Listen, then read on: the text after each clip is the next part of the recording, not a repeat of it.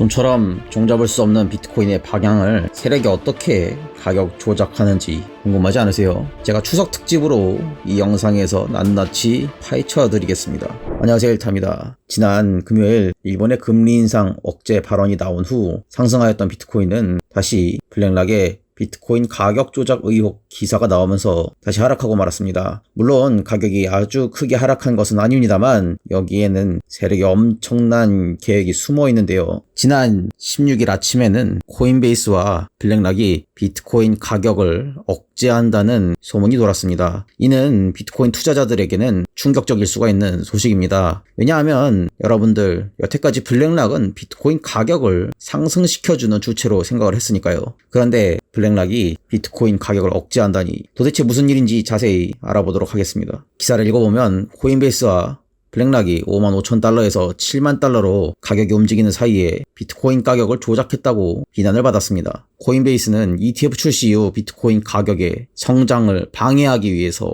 블랙락과 공모했다는 소문이 돌고 있는 것입니다. 도대체 코인판에 무슨 일이 일어나고 있는지 알아보도록 하겠습니다. 이것은 제가 제시하고 있는 비트코인 가격 해석 방정식에서 블랙락과 코인베이스가 어떤 역할을 하고 있는지, 이것을 인해서 비트코인 가격에는 어떤 영향을 미치고 있는지 해석해 보도록 하는 것입니다. 먼저 블랙락이 포함된 전통 금융세력 트레이드파이가 비트코인 가격을 어떻게 컨트롤하고 있는지부터 알아보도록 하겠습니다. 이미 알고 계시겠지만 전통 금융권 트레이드파이의 구성원들을 보면 블랙락, 피델리티, 그레이스케일, 아크 인베스트먼트와 같은 구성원이 있습니다. 근데 여러분, 이들마다 행동하는 역할이 있는데 그건 알고 계셨는지요? 전통 금융권이 어떻게 비트코인 가격을 움직이고 있는지 자본 흐름을 파악하는 데이터로 참조하는 것은 세 가지로 나눌 수가 있습니다. 먼저 개별 ETF의 일일 변화량, 그리고 개별 ETF별 유입량 변화, 그리고 누적 ETF 변화, 이렇게 세 가지입니다. 그리고 아까 그건 독립된 것이 아니라 관계성이 있습니다. ETF는 한 회사가 컨트롤하지 않습니다. 블랙락과 피델리티, 아크 인베스트먼트, 그레이스케일 등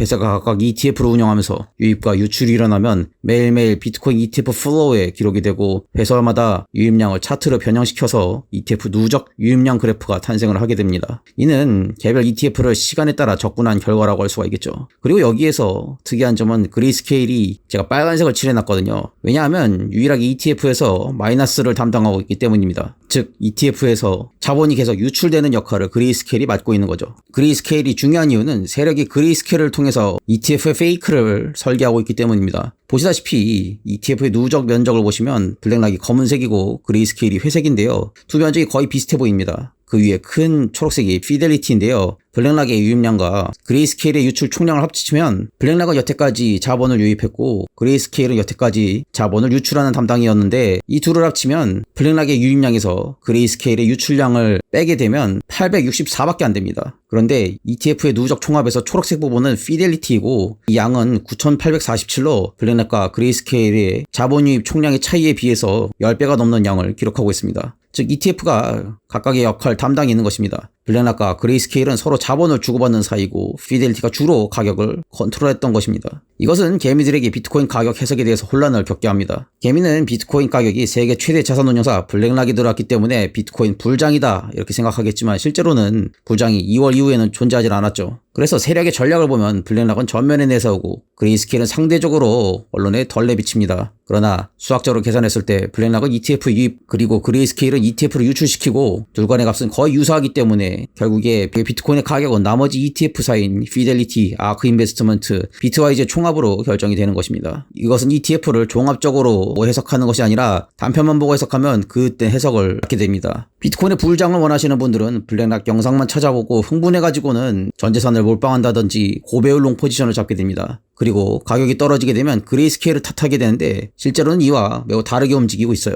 왜 그런지는 보시다시피 올해 초부터 그레이스케일이 갖고 있는 비트코인의 보유량과 블랙락이 갖고 있는 비트코인의 보유량을 합치면 거의 일정한 것을 볼 수가 있습니다. 즉 둘이 편을 먹고 그레이스케일이 판 비트코인을 블랙락이 흡수를 하고 있는 것이죠. 따라서 둘 간의 관계는 그레이스케일이 약재도 블랙락이 호재도 아닌 것입니다. 둘 다 여러분의 지갑을 털어먹으려고 이렇게 설계한 것이죠. 그래서 개미들은 블랙락만 보고 호재냐 그레이스케일만 보고 악재냐 이렇게 해석할 수 있겠지만 실제로 둘은 비트코인 보유량과 자본유의 총합이 변하지 않도록 구성을 하였습니다. 따라서 블랙락과 그레이스케일 둘 다 같은 편이고요. 개미들을 헷갈리게 해서 개미를 털려고 하는 것이지 여러분이 도대체 뭐가 좋다고 돈을 주겠어요? 그런데 여태까지 호재로 해석될 수가 있던 블랙락이 코인베이스와 함께 같이 편을 먹고 개미를 속였다고 하는 의혹이 불거진 것입니다. 심지어 비트코인 가격 상승을 블랙락이 억제를 하려고 했습니다. 도대체 제가 무슨 소리를 하는지는 잘 모르겠어도 코인판에 믿을 놈이 하나도 없어 보이는데요. 도대체 어찌된 일인지 알아보도록 하겠습니다. 의혹이 제시된 기사를 자세하게 읽어보면 블랙락이 담보를 제공하지 않고도 상당량의 비트코인을 빌릴 수가 있었고 이를 통해 숏포지션을 구축하여서 가격을 위아래로 조작했다고 의혹을 제시하고 있습니다. 비트코인이 가격이 움직일 때 시장에서 최고가와 최저가를 기록할 때 코인베이스가 주요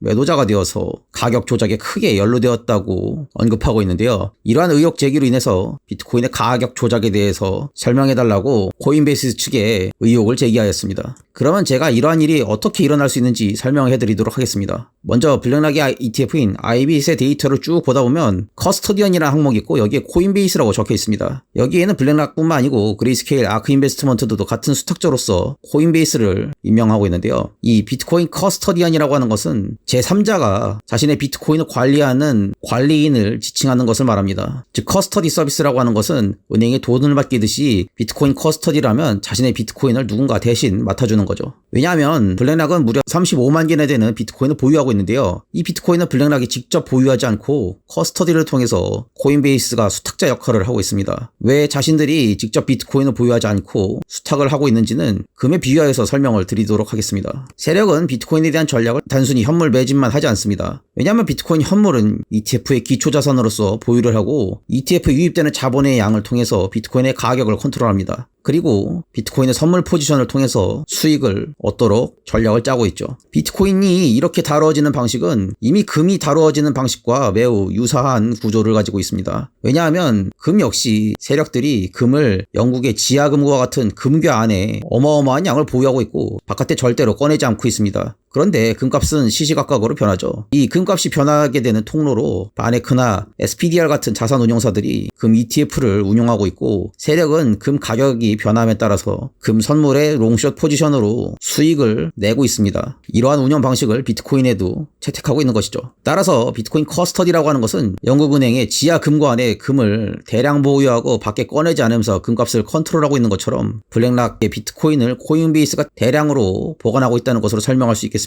블랙락은 원래 자산운용사였기 때문에 달러 자산을 컨트롤하고 코인베이스는 미국의 대형 거래소니까 비트코인 보관 서비스를 블랙락보다 더 잘 할 수 있기 때문에 이러한 역할 분담이 이루어진 것이죠. 그러나 블랙락과 코인베이스가 각각의 자산운용사와 거래소만으로서 역할을 한 것이 아니라 둘이 편을 먹고 작전을 짰습니다. 무슨 작전이냐 하면은 코인베이스는 담보물이자 기초자산인 블랙락의 비트코인을 보유한 상태에서 블랙락에게 추가 담보를 제공하지 않고도 비트코인 숏 포지션의 구축을 도와주었다고 이 기사에서 의혹을 제기하고 있습니다. 즉 블랙락이 ETF를 유입시킴과 동시에 코인베이스의 도움으로 대량의 숏 포지션까지 구축하였다고 하는 것을 제기하고 있습니다. 앞서 설명한 무차입 공매도라고 하는 개념은 주식에서 흔히 일어나고 있는 일입니다. 원래는 공매도를 할 때 공매도를 하는 양에 해당하는 만큼의 현물을 갖고 있어야 되거든요. 그러나 이러한 담보물 없이 공매도를 하는 것이 무차입 공매도입니다. 그런데 이것이 주식판뿐만 아니고 코인판에도 적용되는 일이라고 한다면 여러분은 도대체 어떻게 이런 일이 일어나고 있다고 생각하시는지요? 코인판에서 어떻게 블랙락이 무담보 무차입으로 블랙락에게 공매도 특혜를 줄 수 있는지 설명하려면 이와 같은 관계를 볼 수가 있습니다. 즉 코인베이스가 ETF의 커스터디로서 보유하고 있는 그레이스케일, 아크 인베스트먼트, 비트와이즈 등의 비트코인을 담보로 하여서 블랙락에게는 무담보 무차입의 공매도 특혜를 줌으로써 블랙락이 코인베이스가 보유한 다른 ETF의 비트코인을 이용하여 숏 포지션을 추가적으로 구축할 수 있게끔 코인베이스가 블랙락을 도와준 것 아니냐라고 하는 의혹이 제기된 것입니다. 그래서 시카고 선물거래소의 포지션을 보게 되면 롱 포지션보다 훨씬 많은 숏 포지션을 볼 수가 있는데요. 이러한 숏 포지션 구축에서 블랙락과 코인베이스가 개입을 한 것이 아니냐 하는 의혹을 제기한 것이죠. 즉 이렇게 대량의 숏 포지션을 구축해 놓으면 비트코인 가격이 오르지 않아도 숏 포지션을 익절하는 것만으로 큰 수익을 낼 수가 있는 것이니까요. 이 논란은 최근에 코인베이스에서 발행한 12 비트코인에 대한 논란까지 번져가고 있는 상황입니다. 왜냐하면 이것은 의혹을 제기한 사람들에게는 비트코인의 종이 버전이라고 불리고 있게 되는데요. 왜 이런 의혹이 나오게 되었는지까지 설명해 드리도록 하겠습니다. CBBTC는 코인베이스의 자체 토큰화 비트코인으로서 지난 9월 13일에 출시되었습니다만 출시된 지 3일 만에 이거 종이 비트코인 아니냐라고 하는 의혹에 휩싸이게 되었습니다. 이 의혹은 현재 코인베이스가 하고 있는 짓을 보면 충분히 투자자로서 제기할 수 있을 만한 의혹입니다. 왜냐하면 CB비트코인의 작동 방식을 읽어보면 코인베이스에 비트코인을 보낼 경우 자동으로 1대1로 CB비트코인과 비트코인의 교환이 일어나는데요. 이것만 읽어보면 그런가 보다 싶겠지만 실제 코인베이스의 속내는 코인베이스가 비트코인의 진짜 현물을 갖고 가짜 비트코인 현물을 유통시키겠다 이런 의혹으로 생각되는 것입니다. 진짜 비트코인이 유통되면 되는데 뭐하러 진짜 비트코인을 갖고 이것을 1대1로 교환해서 CB비트코인을 주어서 유통시키겠어요. 코인베이스가 진짜 비트코인 현물을 갖고 가짜 비트코인 CB비트코인을 유통시키려고 했다는 의혹은 여기에서 나오게 된 겁니다. 그래서 이 코인베이스 랩드 비트코인에 대한 현재 가격과 시가총액 정보를 보시면 출시한 지 일주일도 안 되어서 시가총액이 46억을 기록했고 이 가격은 비트코인의 가격을 추적하고 있기 때문에 비트코인 가격과 값이 동일한 것을 볼 수가 있습니다. 그러나 실제로는 이 코인을 시가총액 순위에서 찾기가 힘든데요. 왜냐하면 이 코인은 자체적으로 만들어진 코인이라기보다는 비트코인 현물을 바탕으로 재구성된 암호화폐이기 때문에 실제 시가총액 순위에는 빠져 있습니다. 이것은 CB비트코인을 바라보는 사람으로 하여금 어떤 생각이 들게 하냐면 얼마 전에 있었던 해피머니 사건을 떠오르게 되는데요.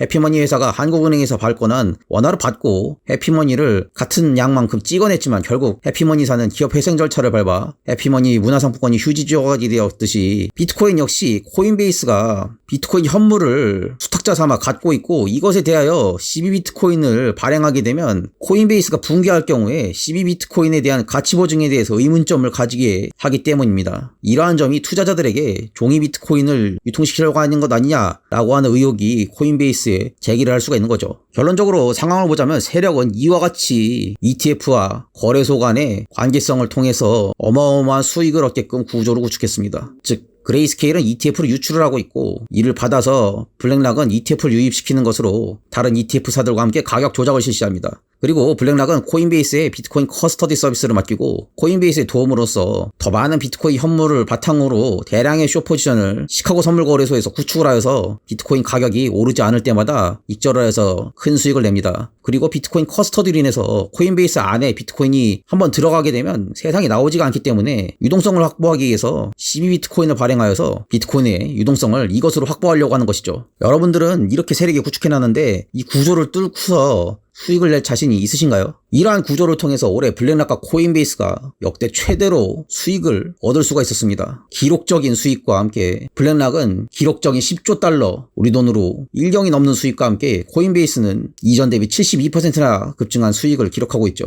이러한 상황인데 개미들이 불장 오기를 좋은하고 있어요. 다만 세력이 불장이 없이도 이렇게 돈을 잘 벌고 있는데 불장을 세력이 쉽게 만들어질지 참 의문입니다. 그래서 세력은 작년 말과 올해 초 ETF를 통해서 불장을 만들어냈지만 앞서 보신 구조를 구축한 뒤에 어마어마한 달러를 벌어들이고 있기 때문에 굳이 불장을 만들 필요가 없습니다. 앞서 보신 구조에서 비트코인 가격 왔다 갔다 하는 것만으로 어마어마한 돈을 벌고 있는데 굳이 불장을 만들 필요가 없겠죠. 그래서 여러분들 올해 비트코인 투자 성적 어땠습니까? 존버하면 크게 오를 것이다 이렇게 생각했지만 실제로 단순한 존버에 의해서 좋은 투자 성적을 얻었느냐 이 말입니다. 그래서 개미들이 비나이다 불장이나 기다리고 있을 때 세력은 엄청난 수익을 거뒀습니다. 그러니 여러분들과 세력의 비트코인에 대한 설계 수준 차이는 제가 지금 이 영상에서 설명한 것을 보면서 어느 정도의 수준 차이가 나는지 한번 직접 피부로 느끼시기 바랍니다. 그래서 아직까지도 응답을 하지 않고 있는 비욘세와 저의 비트코인 해석 수준의 차이를 보여드렸습니다. 비욘세 아직도 불장 선동질하고 있나요? 정말 순 떨어서 원. 누가 구독자들에게 더 유용한 정보를 제공하는지는